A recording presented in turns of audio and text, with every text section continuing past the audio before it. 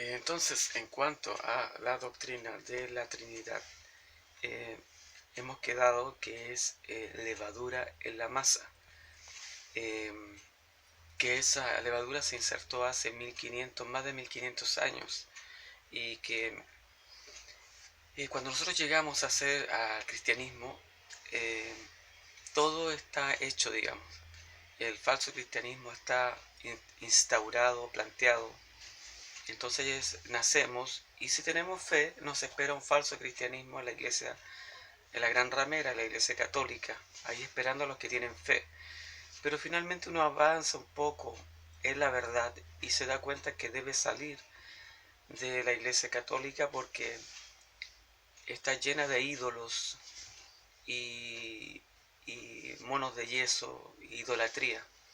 Entonces la mayoría nos dimos cuenta que teníamos que salir de ahí por causa de que la palabra de Dios dice que no se debe adorar ídolos y, y, figuras de yeso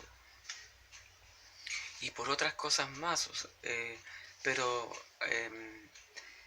entonces al pasar al protestantismo luterano pensábamos que estábamos listos, protegidos, pero lamentablemente la mayoría de los que estudian para llamados para el pastorado, entre comillas,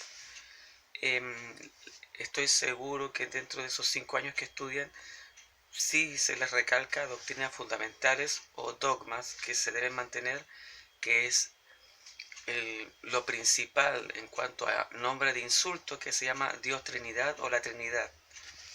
Entonces, aun cuando pasamos a ser protestantes,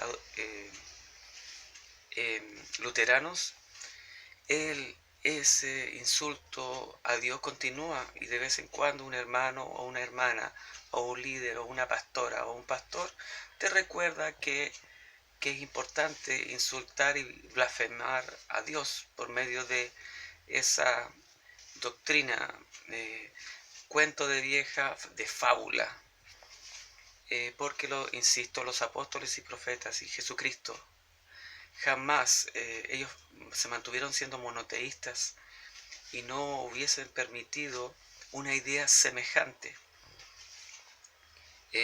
Cuando uno estudia Mateo, Marcos, Lucas, Juan y las cartas paulinas se da cuenta que ellos continuaban siendo monoteístas y reconociendo al Hijo de Dios, al Mesías, y toda la profecía que le acompaña, el cumplimiento de la profecía en el Mesías. Y también entonces entendiendo ahora que existe el Padre, el Dios y Jesucristo, el Mesías. Apocalipsis dice claramente que la gloria y la alabanza es para el Cordero y para el Padre. No hay tres tronos, no hay, sino que Apocalipsis deja claro que todos los evangelios y toda la salvación dependen del Padre y del Hijo.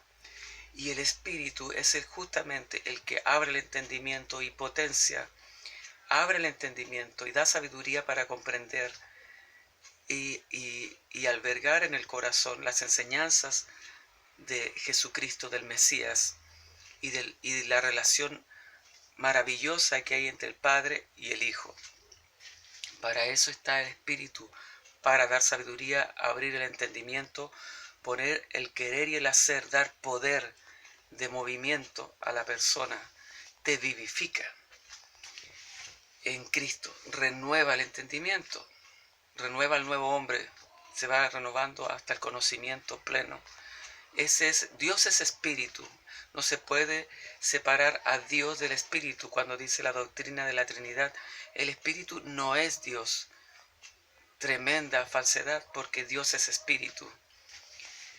Y Él nos envía y envía el espíritu de su Hijo, que es comprenderle y entenderle y abrir el entendimiento para entender los misterios que Dios quiere revelar.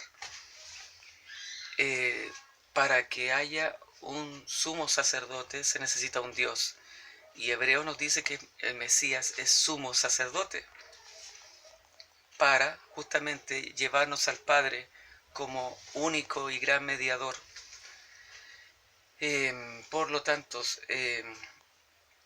es obvio que en el momento en que convivimos y vivimos con el Mesías, Dios nos mostró quién era y por esa razón se cae de rodillas al suelo dándose cuenta quién obra y quién está totalmente dándole potestad al Mesías para salvar al mundo. Como él dijo, toda potestad me es dada. ¿Por quién? Por el Padre, por el Padre. Finalmente, el Mesías, que su cabeza es el Padre, todos se sujetarán al Padre y el Padre será todo en todos. Eso, hermanos, es por el momento mi tema, porque creo de corazón que hay que regresar a las sendas antiguas y ahí están. Y no permitir que si uno realmente ama de corazón, sinceramente a Dios, que en medio de tus reuniones salga un líder, salga una pastora, salga un hermano, de pronto diciendo que no se olviden de blasfemar contra Dios y insultar a Dios creyendo que son tres deidades, yéndose de inmediato a los concilios católicos y al cura Atanasio. O sea, vámonos a las sendas antiguas. ¿En qué creían? ¿En qué creían Jesucristo y los apóstoles? Que no renunciaron a ser monoteístas. Todas las cartas, la mayoría de las cartas comienzan diciendo: damos gracias al Dios y Padre de nuestro Señor Jesucristo. Damos gracias al Dios y Padre de nuestro Señor Jesucristo, el Mesías, el representante legal del reino, y como así fue reconocido, Dios mismo actuando y salvando al mundo por medio de su Hijo, entonces se da la situación parecida en el Hijo de Dios. Cuando Dios le dijo a Moisés: tú serás como Dios para el faraón, tú serás un Dios para el faraón. Entonces la palabra, obviamente Dios, va y conlleva y va corresponde al representante legal del Padre, del Eterno, porque es Dios mismo actuando y la persona obedeciendo. Un abrazo y bendiciones, hermanos.